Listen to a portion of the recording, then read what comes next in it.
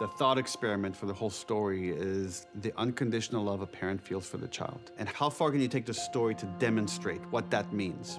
It is not just about the beautiful parts of love. It's also about the dark side. It's about how everything wonderful and everything bad ultimately can start with love. Set and action! It's me! Here we are at the end, and we go all the way to the very, very beginning of Ellie, which is her mother, Anna, played by Ashley Johnson, who is the true beginning of Ellie because Ashley played Ellie in the game. And Ashley is spectacular here.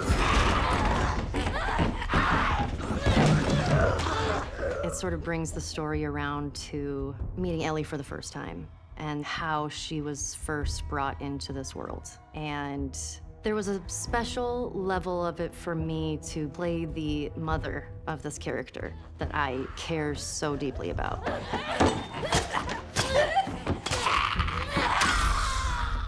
It was the first time I've ever had to do a giving birth scene, and it was an incredible day. You're dealing with real babies, which that is usually hard, but they connected so well, and it shows how strong Ellie is, of where she came from and what she had to go through, and that even her mother had such a fight to live. By this point, watching the series, if you've played the game, you have a new Ellie in your mind. And I need to understand why she is immune, but I also need to understand how much she was loved. And there's this genetic connecting between the two Ellies that we know, and this moment connects them together. Anna and Marlene have gone through this whole journey of this pandemic together and finally realized that connection when Marlene walks into the room and sees Anna in the state that she's in.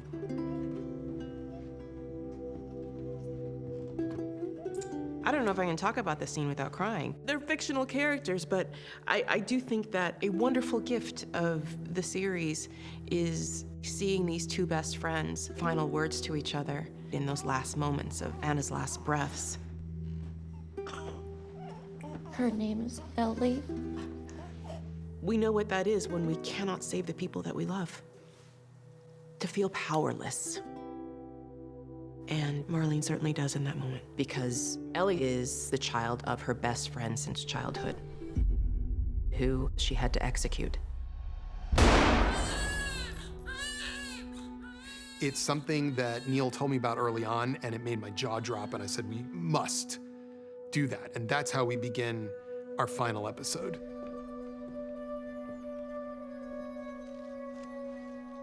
There's this moment, and we really just follow the game here very closely because it's so beautiful, where they encounter a giraffe.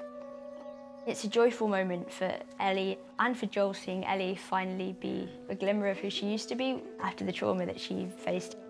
Everything that she'd experienced hasn't just gone away. It's just this moment of beauty. So precious, it's almost sad.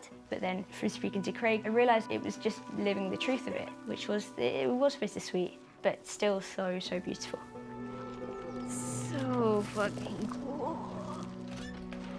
There's just a moment of awe and wonder in this world still. And the beauty of it is such that we understand why the ice melts between them. He's still trying to keep her with him and saying, we don't have to keep going. Let me just take you back with me. And she's saying, no, we have to go out and finish it. We finished what we started. I get emotional just thinking about it because it's their closest moment where Joel finally tells her the true story about how he got his scar. And it was not because some guy shot at him, it's because he tried to kill himself and he missed.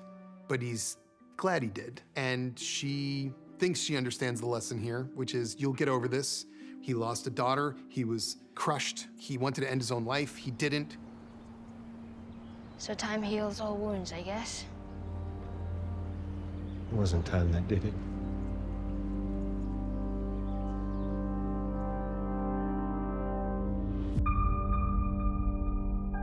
In the hospital, Marlene quickly realizes this is not the Joel she knew because he has an emotional connection to Ellie. You take me to her right now! It's about the way we treasure the people that we love more than everyone else. How love leads to emotions that can rage out of control. We've seen Joel kill. We've seen him lose loved ones. So how do you take that any further? What if it's between saving all of humanity or this one girl? It's the easiest choice he's ever made in his life.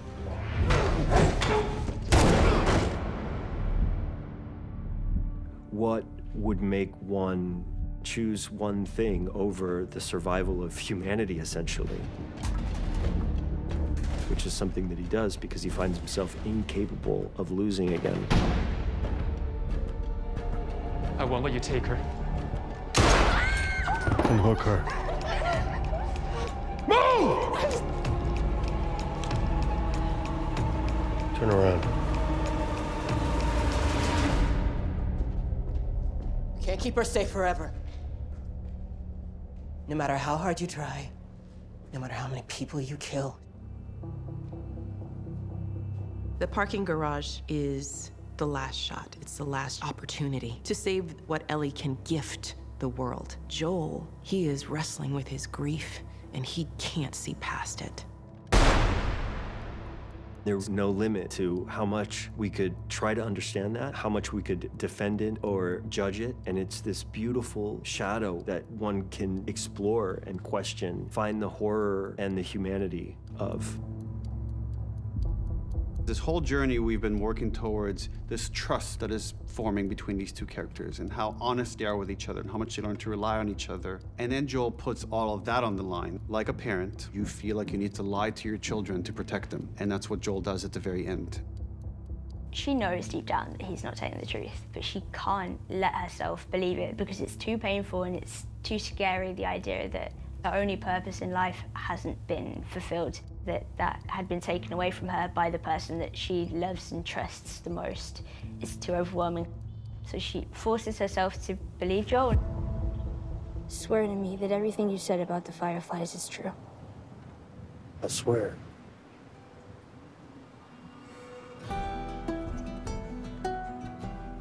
Time doesn't really heal anything. It just makes it fade. But people heal things. And in that moment, you understand the depth of what she means to him. And the horror of it all is that that's why the ending has to be the way it is. The ending is something that people have been arguing about for over a decade. Should Joel have done what he did? And a lot of people will say no, and a lot of people will say yes. In the end, the only thing we can be sure of is that we understand why he did it, and we understand that Ellie would not have wanted him to do it. That complexity is why The Last of Us as a narrative is so gorgeous. It's why it's the most beautiful story told in the entire genre of video games. It's why Neil is a genius, and it's why I wanted to make the show in the first place.